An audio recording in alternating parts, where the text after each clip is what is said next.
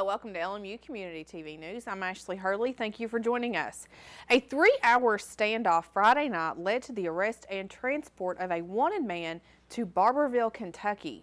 Friday afternoon, officers were alerted to the residence of Byron Howard, a fugitive from Kentucky who was living on Meadow Street in Harrogate. Upon their arrival, the officers spoke with neighbors who then confirmed that Howard was living at the home. When the officers knocked on the door, he did not answer. Shortly after, a family member arrived to tell them that Howard was refusing to go back to jail and was threatening to harm the officers and himself if they tried to place him under arrest. The Claiborne County SWAT team was called to the area and surrounded the apartment complex. A 3-hour standoff followed, with the Claiborne County SWAT team throwing tear gas into the apartment and Sheriff David Ray negotiating with Howard on the phone.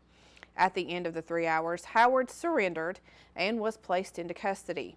Sheriff David Ray then transported him to Barberville, Kentucky, where he is being held with no bond. No officers were harmed during the 3-hour standoff. A Tazewell man remains in custody after he threatened his wife with a firearm on Thursday night. The Claiborne County SWAT team responded to the home of James Darr after the wife called 911 to report the incident. Darr, a Vietnam veteran, barricaded himself inside his home after his wife was able to get out. After several unsuccessful attempts to communicate with Darr, the SWAT team made entry into the home and took him into custody without incident. He is charged with aggravated assault and is being held in the Claiborne County Jail. There were no injuries during that incident. A Speedwell man is indicted for the alleged May 30th second-degree murder of Scotty Brogan during an altercation that took place along Highway 63. 59-year-old Roy Michael Ford was arrested at the scene and booked into the Claiborne County Jail. Ford received additional charges of attempted escape, aggravated assault, vandalism, and disorderly conduct during a separate incident that happened later. According to Detective Bradley Duncan of the Claiborne County Sheriff's Office, through his investigation, it was revealed that Ford fatally shot Brogan during the course of the incident. The report continues that after the shot was fired, Brogan attempted to run from Ford, but collapsed near the back of his own vehicle and landed face down in a ditch. The handgun that was used was retrieved at the scene along with 3 shell casings. Deputies confirmed that Ford does have a valid Tennessee handgun permit. On June 3rd, Ford allegedly then assaulted a nurse and responding officer at the Claiborne County Medical Center. Ford is indicted on an amended charge of second-degree murder, attempted escape, and 3 counts of assault. He remains in custody at the Claiborne County Jail with a $500,000 secure bond. He is scheduled to appear in court on Monday, September 14th. 3 men are indicted for the robbery of a Claiborne County man. 3 indictments came down from the grand jury last Wednesday, September 2nd, for the July 23rd incident. At approximately 3 o'clock that morning, deputies with the Claiborne County Sheriff's Office responded to the home of Bill Frazier. Reports state that 2 men posing as law enforcement officers made entry into his house, and once inside, they stole Frazier's wallet. Following an investigation, Christopher Dean, Jonathan Goins, and Chad McDaniel were indicted in connection with that robbery. All 3 men remain in custody at the Claiborne County Jail and will all appear in court on Monday, September 14th. The Tennessee Wildlife Resources Agency is investigating the possibility of a bear attack in Campbell County. Find out what they're saying about that when we return.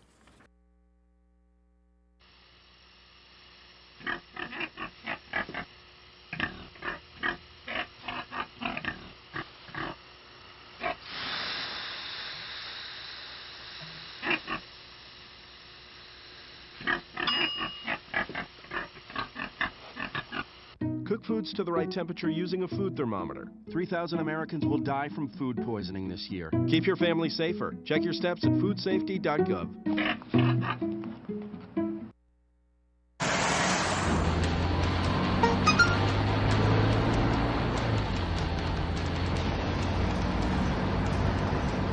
average text takes your eyes off the road for nearly 5 seconds.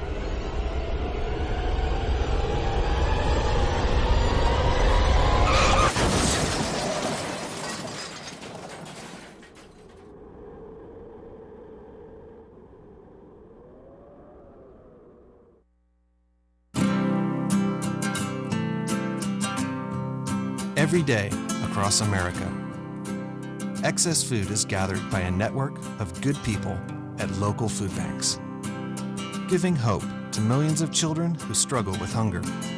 They've earned their wings, and you can too. Together, we can solve child hunger. Support Feeding America and your local food bank at feedingamerica.org.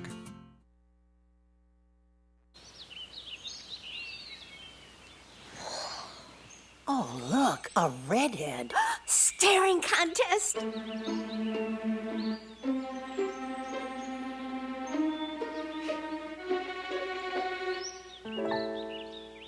You still got it. I know. Come alive with the forest. The dad was cute. You were looking right at us. Visit discovertheforest.org to find a forest near you. Welcome back.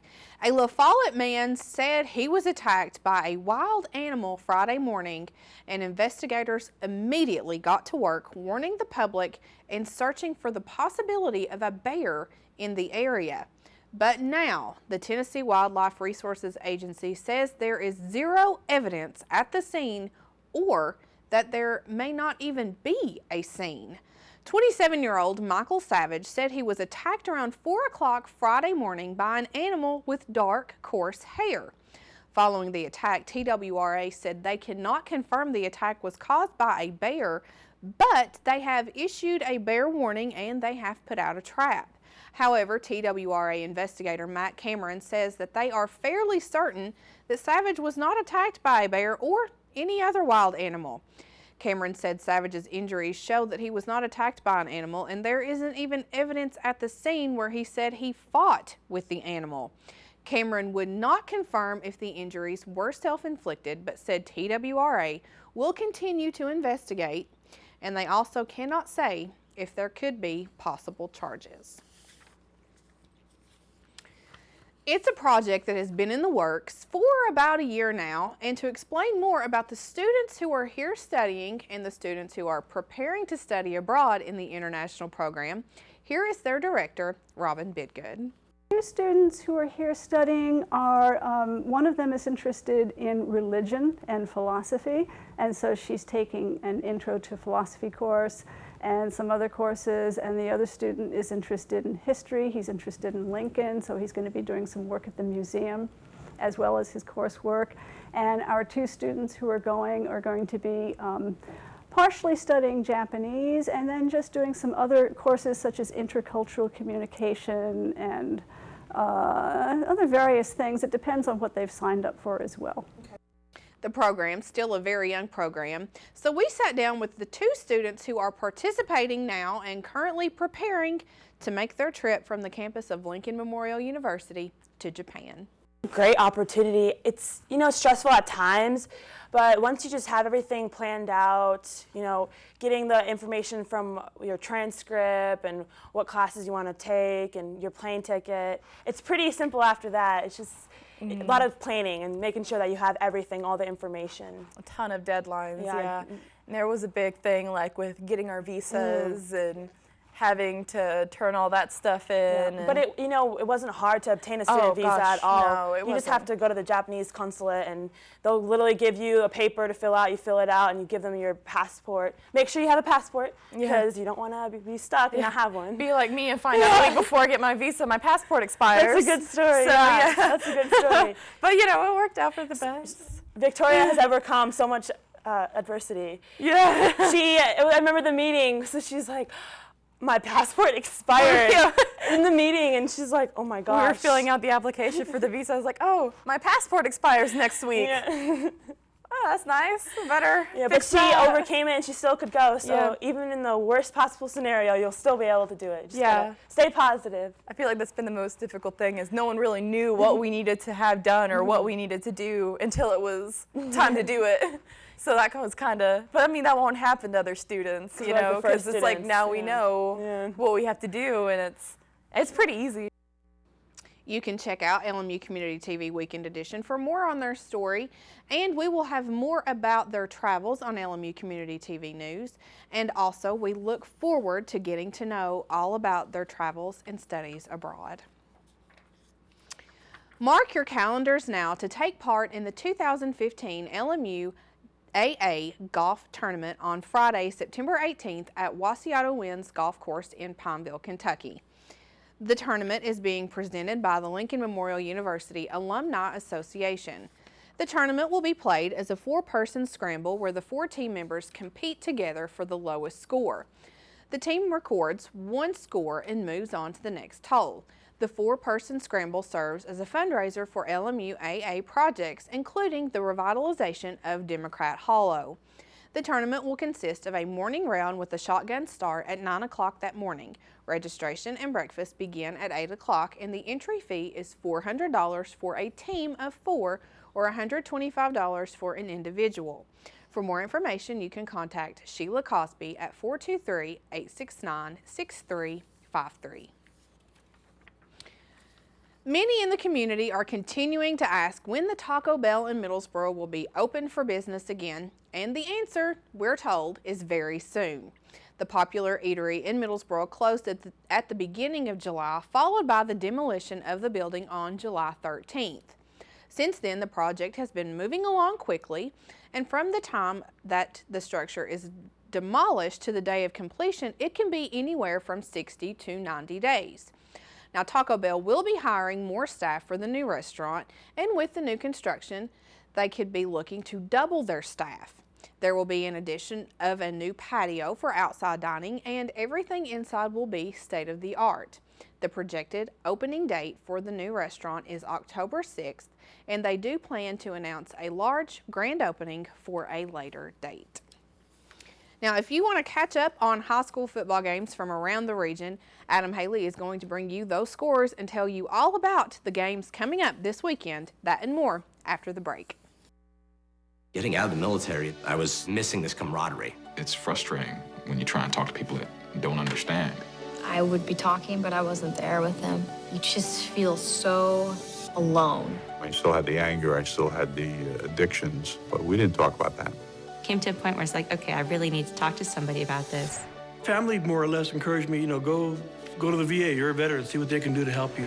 When you have family, friends, when you have the facilities like the VA and the vet center, it gives me, it gives others encouragement to keep moving forward.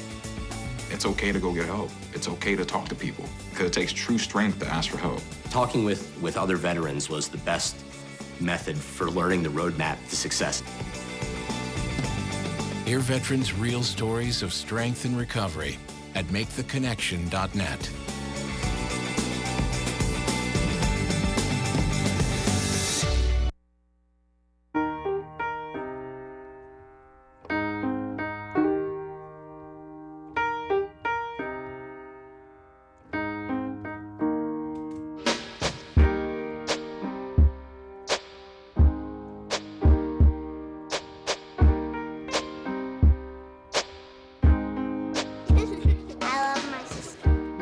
Doesn't see race.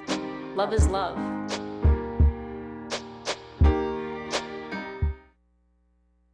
Cinderella found the pet that fits her perfectly.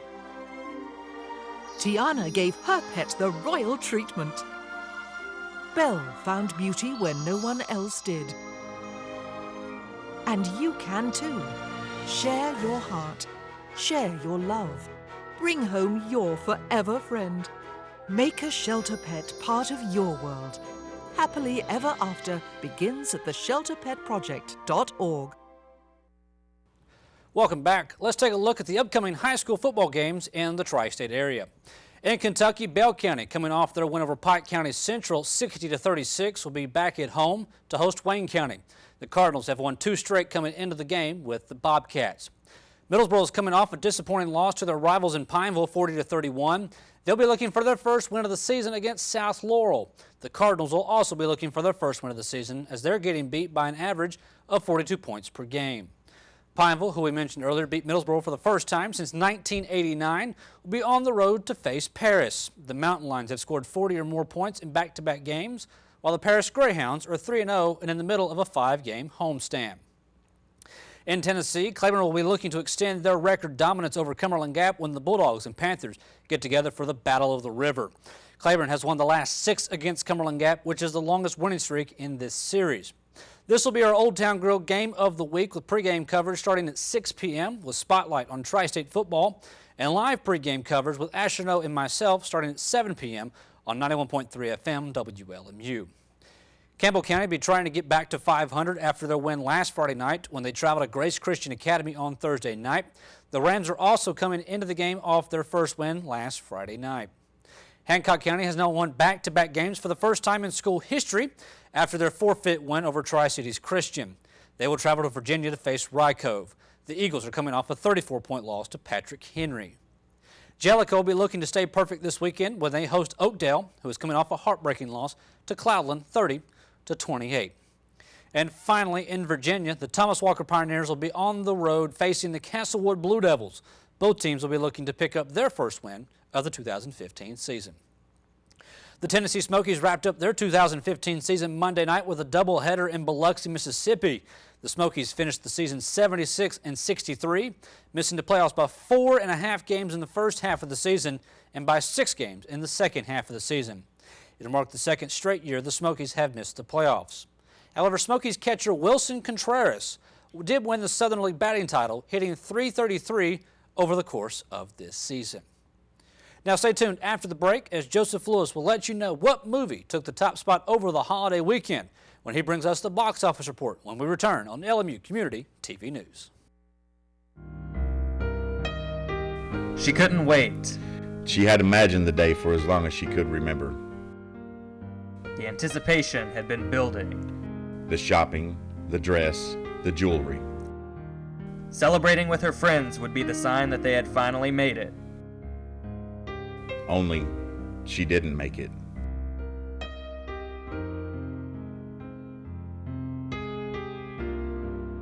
According to MAD.org, teen alcohol use kills 4,700 people each year.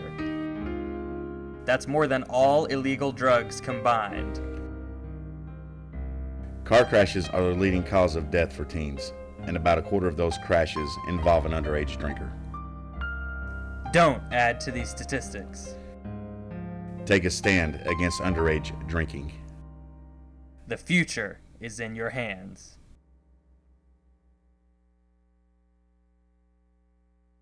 One. Two. Me. 1 in 3 teens in the U.S. is a victim of abuse by a dating partner. Numbers are important in sports, but now the number we want is 0. 0 victims, 0 offenders, no more. We make up a larger team, Abe's team. We're asking you to join Abe's team and be a part of No More. So maybe you're wondering, what does it take to be on Abe's team? Active bystander efforts. Step in when you see someone needs help. Ask what you can do. Believe victims. Extend your support. Act better everywhere and expect your friends to do so too. Always be enthusiastic, especially in obtaining consent. Avoid belligerent egos who coerce, bully, or threaten. Alcohol brings error, and I will not leave a friend behind. Join Abe's team and say no more. Let's be #AbeHealthy. Lincoln once said, "When I do good, I feel good. When I do bad, I feel bad. And that is my religion." In the spirit of Lincoln, let us support one another to do good. Join Abe's team and be Abe healthy by participating in active bystander efforts.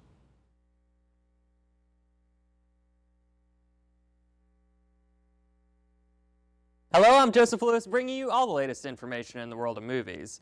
Tops at the box office this weekend were led somewhat surprisingly by last week's runner-up War Room, a nearly 400-screen expansion adding $9.4 million onto its now $25 million domestic gross. Following at number 2 was previous three-time box office winner Straight Outta Compton with $8.8 million, bringing its domestic total to $147 million. And rounding out the top 3 was newcomer A Walk in the Woods, starting its run with $8.2 million.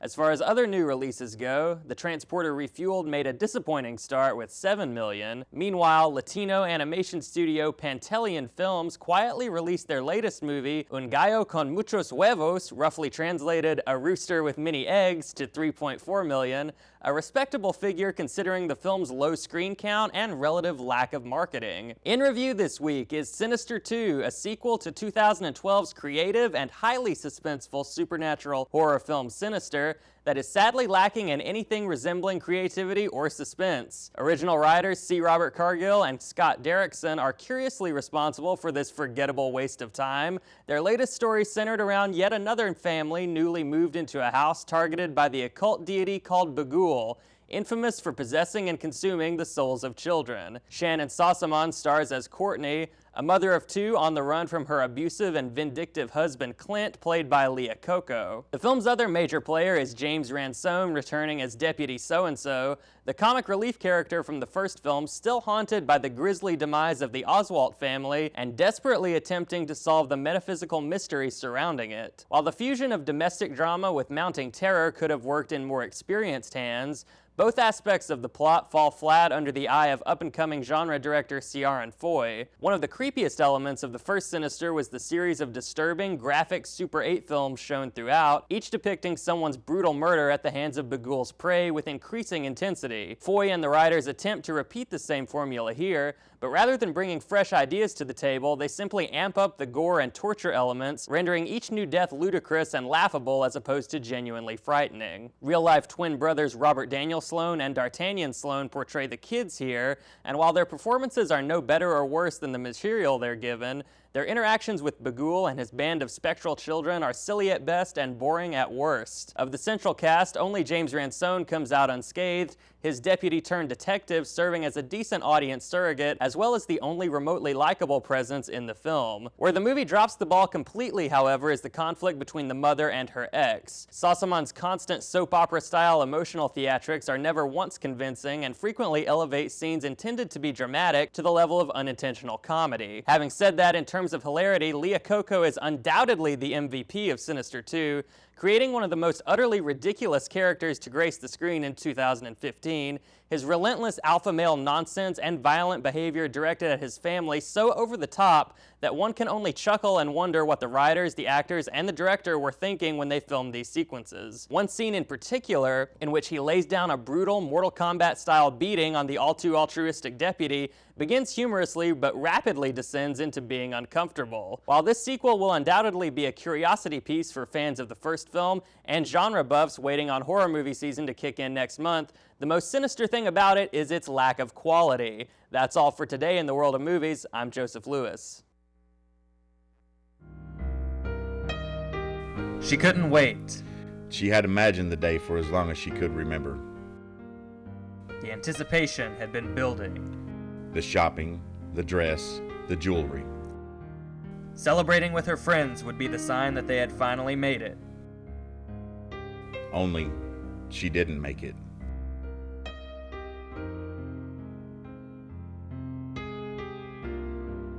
According to MAD.org, teen alcohol use kills 4,700 people each year. That's more than all illegal drugs combined. Car crashes are the leading cause of death for teens, and about a quarter of those crashes involve an underage drinker. Don't add to these statistics. Take a stand against underage drinking. The future is in your hands.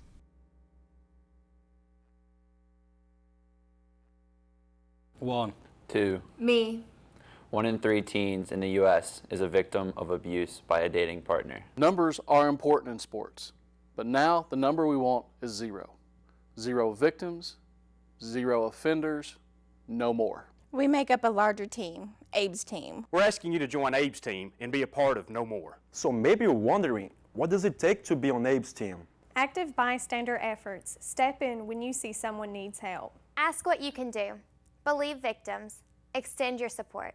Act better everywhere and expect your friends to do so too. Always be enthusiastic, especially in obtaining consent. Avoid belligerent egos who coerce, bully, or threaten. Alcohol brings error, and I will not leave a friend behind. Join Abe's team and say no more. Let's be #AbeHealthy. Lincoln once said, when I do good, I feel good. When I do bad, I feel bad. And that is my religion. In the spirit of Lincoln, let us support one another to do good. Join Abe's team and be Abe healthy by participating in active bystander efforts.